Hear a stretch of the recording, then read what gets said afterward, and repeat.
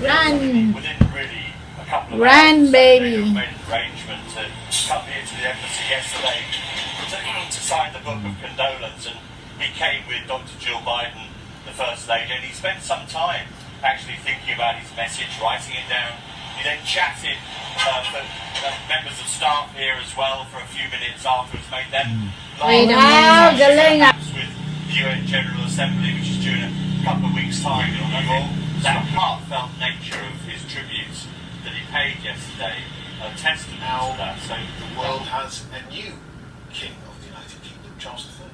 Well, like everybody, we're all just amazingly touched because so much part of she, and I think endeared herself to people all over the world. Obviously, she conducted herself with such a sense of dignity, and I think that her as a statesman, as a woman who affected nations all around the world, and in some critical moments really pushed the political still have a point of view. without abusing Huwag na, na-push mo na. Nadaan na. She was also the calm storm. Bago ka gumalaw, you think where to put. And she had a Okay. connection with people, every walk of life. 14 presidents, 15 prime ministers in an amazing span of history. Yeah, we're just looking actually, John, so we have pictures of the Harry Truman, Dwight D. Eisenhower, and of course you were Secretary of State under fondest And recollections convened of a group yours. of leaders from all around the world, and a small group of us met her. Very close to his heart, and you are especially appreciate his elevated role in the world, and therefore perhaps Expect. But it's entirely appropriate for me, I think, to say I hope he'll be able to continue. I think he's been a very powerful voice, a very strong voice. The climate crisis is not a political issue per se. It's not labeled by any party. It's a matter of science, mathematics, and he's been seized by this issue for 50 years. He's been involved on the environment, on issues of conservation and sustainability and so forth. So I would hope, and I would assume that he hopes, that he can continue. I think he has the ability, obviously as king, to be able to be morally persuaded around the world and to cajole action and to convene. And after all, his mother certainly at times spoke out on things that were important. And beyond that, the prior kings also helped their nation through a war, and the whole issue of we lost. I came down from Scotland. Also. Now, Wow, galing ah. Labor or any other party in the world's label on it. It's a universal issue about the planet. For 50 years, he had been ahead of the curve, out, and working on approaches to deal with the challenge. Whether it's nature Anything you want to make it forward. important player in the mosaic of Yan, galing ah. crisis. Marunong siya mag-move pala eh. Thanks very much, John. John Kerry. The suggestion is from American media that he will be attending the state funeral of the Queen. We don't have a date for that as yet, but the Grabe, suggestion Paris is ko that init. the American President, Will Simpson, who's with us. We saw the roll call of Momob siya kakainin ko. How do I eat it?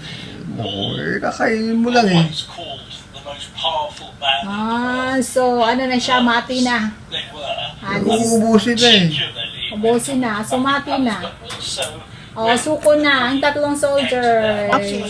O sige. African leaders, but also each American leader was told Every time you move, your soldiers, you support the other soldiers. Hindi na akong bahala. Dati walang makatalo sa akin din. O, tatlong move na tayo ha, Hindi tatlong lang. round. Okay. Hindi na ako mapag-isip put ngayon. his arm round her, and then thinking, I'm not supposed to do this, and how well she always done. Kailangan that kasi was back-upan never any mo. kind of frostiness.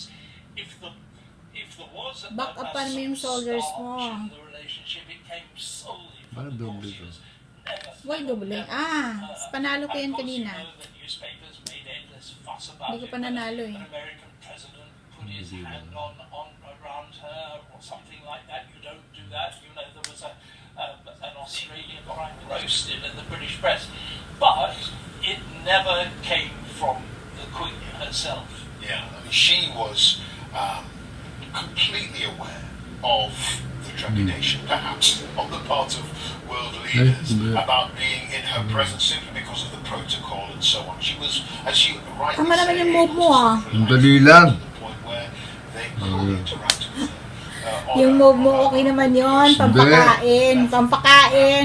Sabi ko, pampakain eh. Hindi, atras ka lang eh. She has passed away.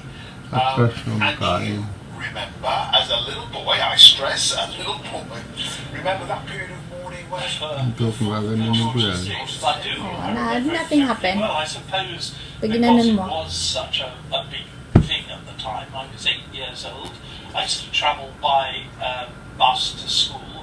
The schools carried on, but I remember the bus conductors wearing black armbands.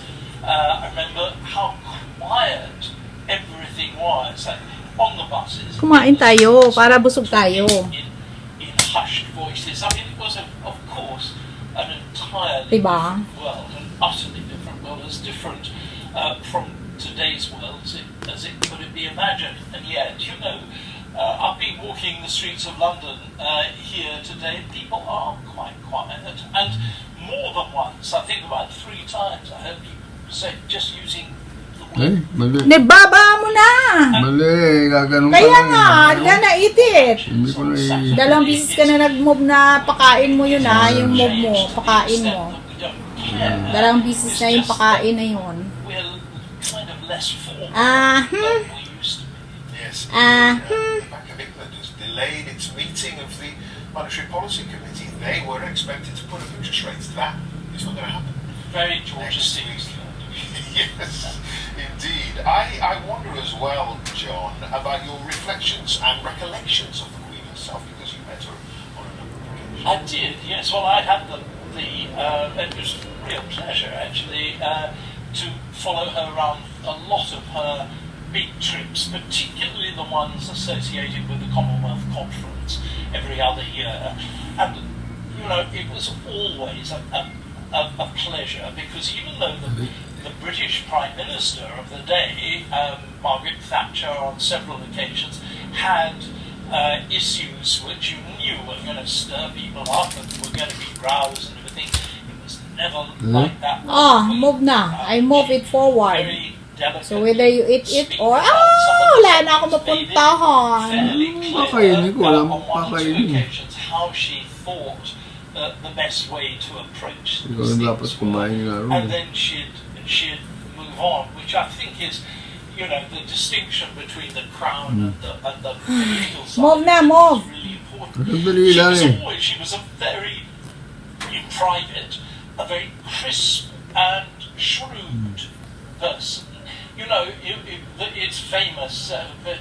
Comedians and everybody always say, you know, oh, have you come far? Which was one of the sort of standard verses when you have no idea who these people are in front of you. Kain ka. You know, you've got to say something. But Sige actually, I mean, in private, she was very, very clear and Galing ah, kumain siya. given a bit of a grilling. Wala na akong mapuntahan na. Panalo ka na dito sa panalo ka na dito panalo.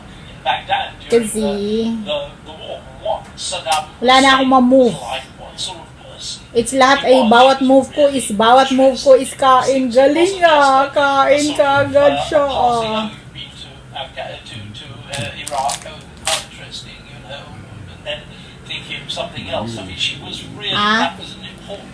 Move ko. Move. Parliamentary session convened to mark the death of Queen Elizabeth. The Lords has been meeting as well. Both chambers have been in session today. And the Prime Minister of this trust was the first among her fellow to speak. Pag dito, kain siya. Pag dyan ako mag-move, dalawa kain niya. Galing nga.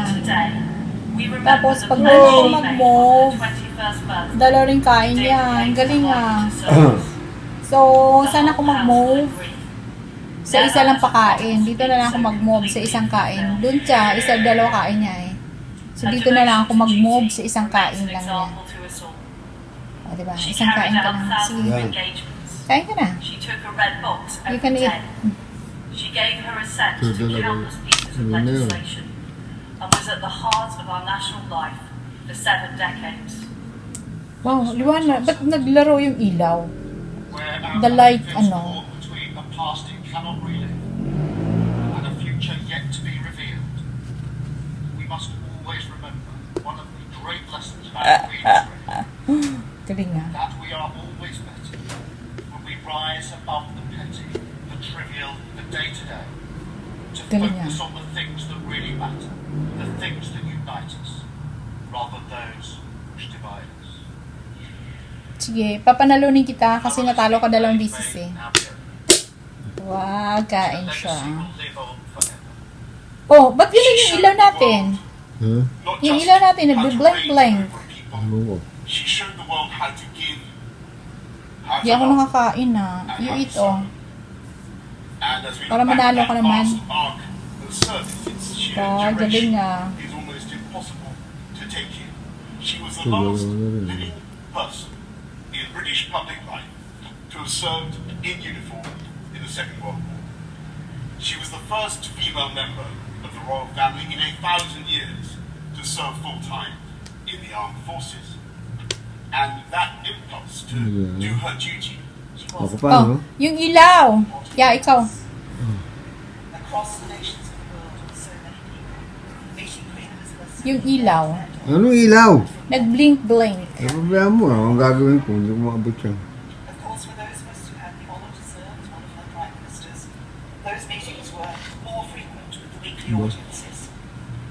These were not meetings with a high and mighty monarch, but a conversation with a woman of experience and knowledge and immense wisdom. Ah, sige, gana mo, here na lang. prime ministers there.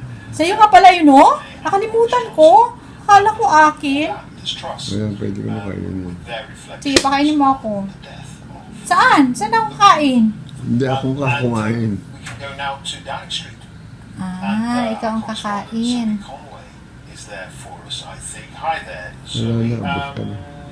It's believed, I think, that Liz Truss has actually left the building behind you and is either on her No. way or is at Saan? Buckingham Palace. We haven't got confirmation of that as yet. But clearly, a get-to-know-you session Wala na akong runaway. for the new monarch O, and, diba? the new prime minister. Wala na akong runaway. Wala na akong pupuntahan. Ganun talaga. Kaya, mati na. Ah, galing ah. O, di nanalo ka din.